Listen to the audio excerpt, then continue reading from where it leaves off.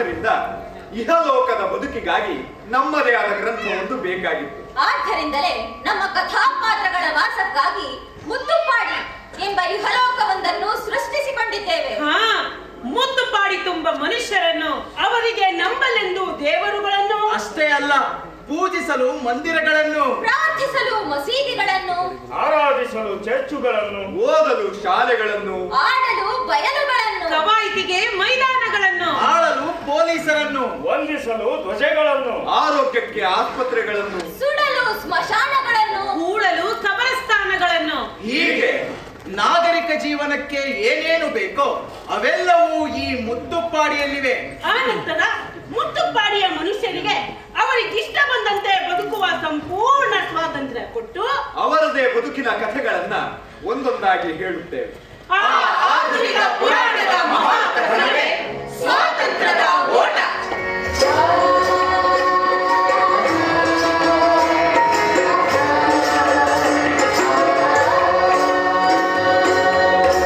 ನಮ್ಮ ನಾಟಕದ ನಾಯಕ ಚಾಂದ್ ಅಲಿ. ಅವನು ಹುಟ್ಟಿದ್ದು ಪಾಕಿಸ್ತಾನದ ಕರಾಚಿಯಲ್ಲಿ. ಅವನು ಬೆಳೆದದ್ದು ಲಾಹೋರಿನ ಬಹವಾಲಪುರದಲ್ಲಿ. ಅವನ ಚಿಕ್ಕಪ್ಪ ರೋಷನ್ ಅಲಿ. ಪಾಪ ಚಾಂದ್ ಅಲಿಗೆ ತನ್ನ ತಂದೆ ತಾಯಿಯನ್ನು ಕಂಡ ನೆನಪೇ ಇಲ್ಲ.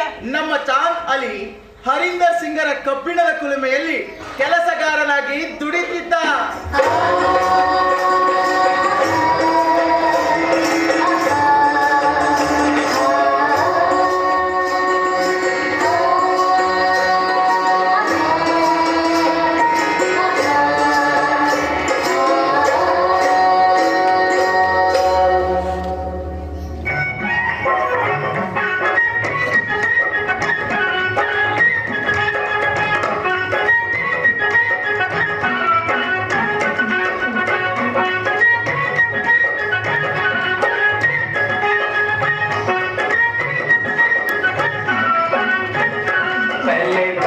फिर भगवान बाबू देते जाना, दान देते जाना, अठन्नी या जवन्नी बाबू आना तो आना।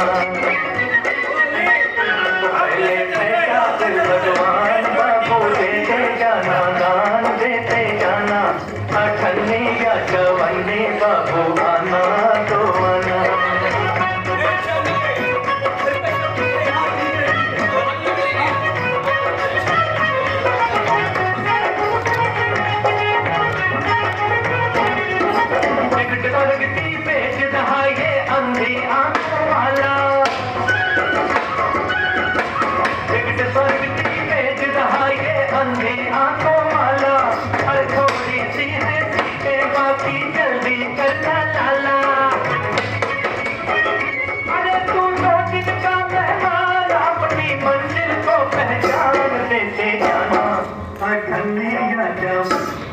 ಬಾಬೀಜಿ, ಬಾಬೀಜಿ, ನೀರು.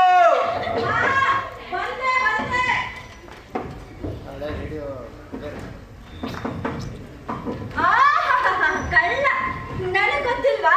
ನೀನು ಬೇಕಿರೋದು ನೀರಲ್ಲ ಲಸ್ಸಿ ಅಂತ. ತಗೋ. ಅಲ್ಲ ಅಲಿ, ನೀನ್ ಕೇಳಿದಾಗೆಲ್ಲ ನಿನಗೆ ನೀರ್ ತಂದ್ಕೊಡೋಕೆ ಇಲ್ಲಿ ಹೆಂಡತಿ ಇದ್ದಾಳೆ. ಸುಮ್ನಿರಿ ಬಾಬೀಜಿ. ಅಲಿ, ಇವಳು ನನ್ನ ತಂಗಿ ತನ್ವೀರ್ ಕೌರ್. ಲಾಹೋರ್ನಲ್ಲಿ ಇಂಟರ್ ಓದ್ತಿದ್ಲು. ನನ್ನೇ ಅಷ್ಟೇ ಇಲ್ಲಿ ಬಂದು. ಅಲ್ಲೆಲ್ಲ ಗಲಾಟೆ ಆಗ್ತಿದೆ ನೋಡು, ಅದಕ್ಕೆ ಇಲ್ಲಿ ಬಂದಿದ್ದಾಳೆ. ತನ್ವೀರ್ ದೀದಿ, ಇವನು ಅಲಿ, ಚಾಂದ್ ಅಲಿ, ನಮ್ಮನೆ ಹುಡುಗ. ಇವನ ಕೈಗೆ ಕಬ್ಬಿಣದ ವಸ್ತು ಸಿಕ್ಕರು ಅದನ್ನ ಹೂವಿನಾಗೆ ಅರಳಿಸ್ಬಿಡ್ತಾನೆ. ಅಲಿ ಬಾಬೀಜಿ, ನೀಗೊಂದು ತೆಳ್ಳಗೆ ಮಲ್ಲಿಗೆ ಅಂತಹ ಚಂದದ ಹುಡುಗಿ ನೋಡಿದ್ದೀರಿ. ಹೌದಾ? ಹಾ, ನಮ್ ಜಾತಿ ಹುಡುಗಿ ಆದ್ರೆ ನಿನಗೆ ಅಡ್ಡಿಲ್ಲ ತಾನೆ? ಯಾಕಂದ್ರೆ ನಮ್ ಜಾತಿ ಹುಡುಗಿರಷ್ಟೇ ನಿನಗೆ ರುಚಿಯಾದ ಲಸಿ ಮಾಡ್ಕೊಡಕ್ ಸಾಧ್ಯ ನೋಡು. ಅಲ್ಲ ಬಾಬೀಜಿ, ಒಳ್ಳೆಯ ಲಸಿ ಮಾಡ್ಕೊಡೋ ಹುಡುಗಿ ಯಾವ ಜಾತಿ ಆದ್ರೆ ನನ್ಗೇನು, ಆದರೆ ಅವಳು ನಿಮ್ಮಷ್ಟು ವಟ ವಟ ಅಂದಿದ್ರೆ ಸಾಕು.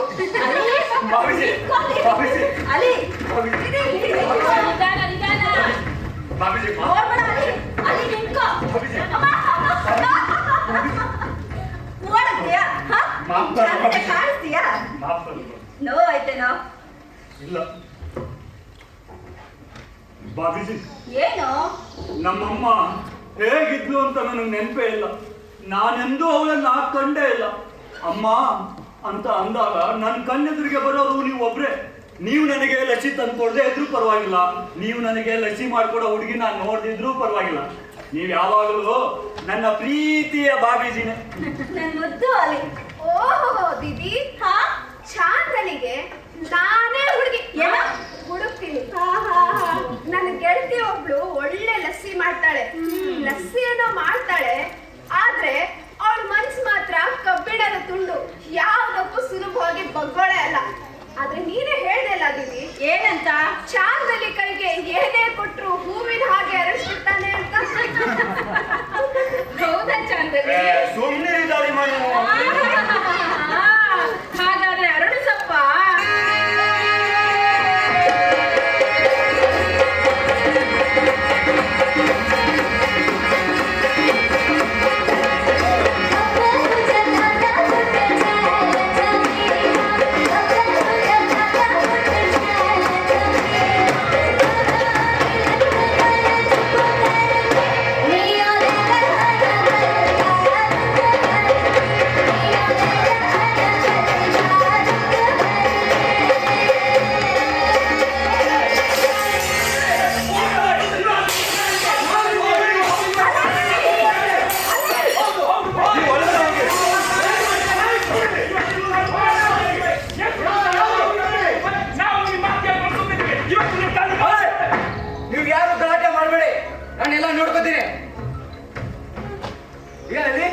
ಚಾಚಾ, ನಾಳೆಯಿಂದ ನೀನು ಇಲ್ಲಿಗೆ ಕೆಲ್ಸಕ್ಕೆ ಬರಬೇಡ.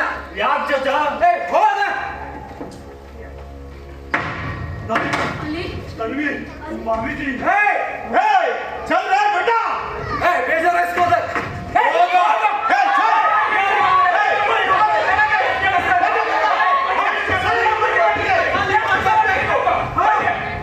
ಏನಿದು? ಏನಾಗ್ತಿದೆ ಇಲ್ಲಿ? ಏನ್ ನಡೀತಿರೋ ಶರ್ಲಿ? ಯಾಕೆ ಕೂಗಾಡ್ತಾ ಇದ್ದೀರಾ? ಅಸ್ಸಲಾಂ ವಾಲೇಕುಂ ಸರ್ದಾರ್ಜಿ. ಸಸ್ರಿ ಅಕಾಲ್. ಎಲ್ರೂ ಕೇಳಿಸ್ಕೊಳ್ಳಿ, ಈ ಸರ್ದಾರ್ಜಿ ನನ್ನ ದೋಸ್ತ್. ಆದ್ರೆ ಖುದಾ ಕಿ ಕಸಮ್, ಈ ಮನೆಯಲ್ಲಿ ಒಂದು ದೊಡ್ಡ ರಕ್ತ ಬೀಳಬಾರ್ದು. ಅರ್ಥ ಆಯ್ತೇನ್ರು? ಹೀಗೆ ಬೈ. ಸರ್ದಾರ್ಜಿ, ಮುಜೆ ಮಾಫ್ ಕರ್ ದೋ ಸರ್ದಾರ್ಜಿ, ನಾನು ನನ್ನ ಕೆಲಸ ಮಾಡ್ತಾ ಇದ್ದೀನಿ ಅಷ್ಟೇ ಸರ್ದಾರ್ಜಿ. ಅಲ್ಲಿ ಉತ್ತರ ಭಾರತದಲ್ಲಿ ನಮ್ಮ ಮುಸ್ಲಿಮರನ್ನ ದನಗಳಂತೆ ಕತ್ತರಿಸಿ ಎಸೆದಿದ್ದಾರೆ. ಅಷ್ಟೇ ಅಲ್ಲ, ಜೀವಂತ ಸುಟ್ಟು ಬೇಯಿಸ್ತಾ ಇದ್ದಾರೆ. ಅಲ್ಲಾಹನ ಕೃಪೆಯಿಂದ ಜೀವ ಉಳಿಸ್ಕೊಂಡು ಬರ್ತಾ ಇರೋ ಮುಸಲ್ಮಾನ್ ಬಂಧುಗಳಿಗೆ ಇಲ್ಲಿ ಆಶ್ರಯ ಮಾಡಿಕೊಡ್ಬೇಕಾಗಿರೋದು ನನ್ನ ಧರ್ಮ. ಕಳೆದ ಒಂದು ತಿಂಗಳಿಂದ ನಿಮ್ಮವರೆಲ್ಲ ನಿಮ್ಮ ಹಿಂದೂಸ್ತಾನಕ್ಕೆ ಹೋಗ್ತಿದ್ದಾರೆ. ಹಾಗಾಗಿ ಈಗ ನೀವು ಹೊರಡಿ.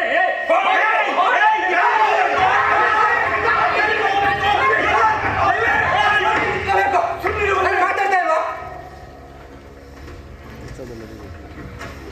ಅಲ್ಲಿ ಅವ್ರು ಗಲಾಟೆ ಮಾಡಿದ್ರೆ ನಾವ್ ಯಾಕೆ ಇಲ್ಲಿಂದ ಹೋಗ್ಬೇಕು? ನಾವೇನ್ ತಪ್ಪು ಮಾಡಿದೀವಿ? ನಾನಂತೂ ಇಲ್ಲೇ ಇರ್ತೀನಿ. ನೀವೆಲ್ಲ ಸೇರಿ ನಮ್ಮನ್ನು ಕೊಂದು ಹಾಕಿದ್ರು ಪರವಾಗಿಲ್ಲ, ನಾನಿಲ್ಲೇ ಇರ್ತೀನಿ. ಸರ್ದಾರ್ಜಿ, ನೀವು ಕೋಪ ಮಾಡ್ಕೋಬೇಡಿ.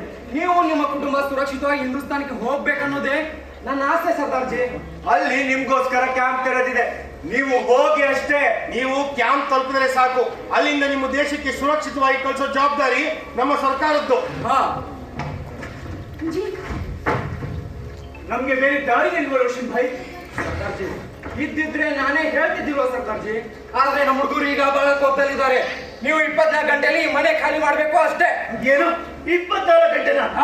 ನೀವು ನಿಮ್ಮ ಕುಟುಂಬದವರು ಹೋಗಿ ಕ್ಯಾಂಪ್ ಸೇರ್ಕೊಳ್ಳಿ. ನಿಮಗೆ ಏನ್ ಬೇಕೋ ತಗೊಂಡೋಗಿ. ನೆನಪಿರ್ಲಿ, 24 ಗಂಟೆಗಳು ಮಾತ್ರ. ಹಾ, ಮುಂದಿನ ತೀರ್ಮಾನ ಏನಿದ್ರು ಇವ್ರಿಗೆ ಬಿಟ್ಟಿದ್ದು. ನಡಿ ಹೋಗೋಣ. ಚಲ್ರೆ.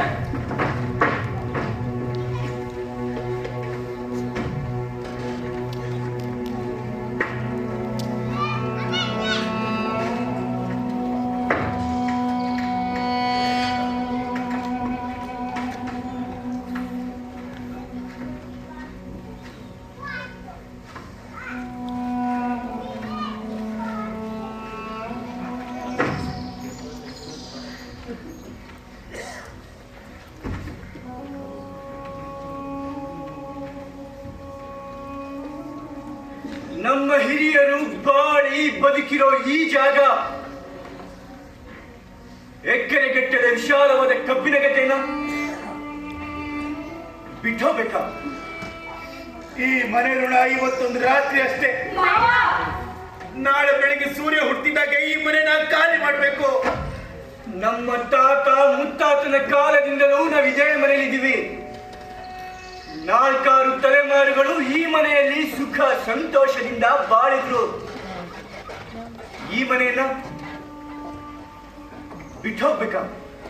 ಅಯ್ಯೋ ರಾಜಮ್ಮ, ಹೀಗೆ ಮಾತಾಡ್ತಾ ಕುತ್ಕೊಳ್ಳೋದ್ರಿಂದ ಏನು ಪ್ರಯತ್ನ ಇಲ್ಲ.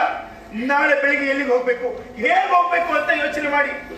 ಇಲ್ಲದಿದ್ರೆ ನಮ್ಮಗಳ ಪ್ರಾಣ ಉಳಿಯೋದಿಲ್ಲ.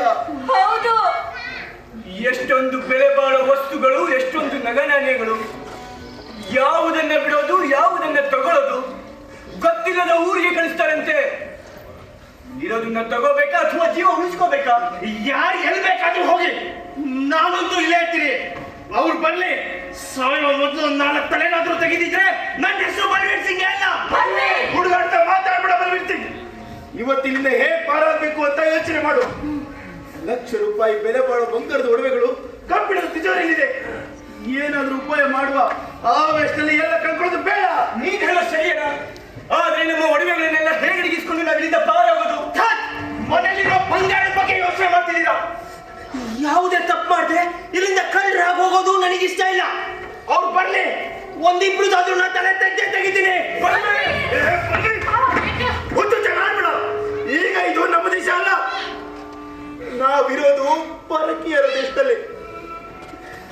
ನಮಗ್ ಕೊಟ್ಟಿರೋ ದೇಶ ದೂರದಲ್ಲಿದೆ, ಅರ್ಥ ಮಾಡ್ಕೋ. ಬೇಟ ಹೇಳ್ತಾ ಇರೋದು ನಿಜ. ನಾವೀಗ ಬಂದಿರೋ ಅಪಾಯದಿಂದ ಪಾರಾಗೋ ಉಪಾಯ ಯೋಚಿಸ್ಬೇಕು. ನಾವೆಲ್ಲ ನಮ್ಮ ಒಡವೆಗಳನ್ನ ಚಿಕ್ಕ ಚಿಕ್ಕ ಗಂಟಾಗಿ ಮಾಡಿ ನಮ್ಮ ದೇಹಕ್ಕೆ ಕಟ್ಕೊಳ್ಳೋಣ. ಅದ್ರ ಮೇಲೆ ನಾವು ಕುರ್ತಾ ಪೈಜಾಮ ಹಾಕೊಂಡ್ರೆ ಯಾರಿಗೂ ಅನುಮಾನ ಬರೋದಿಲ್ಲ. ಹೌದು, ನಾವೆಲ್ಲ ಹಾಗೆ ಮಾಡೋಣ.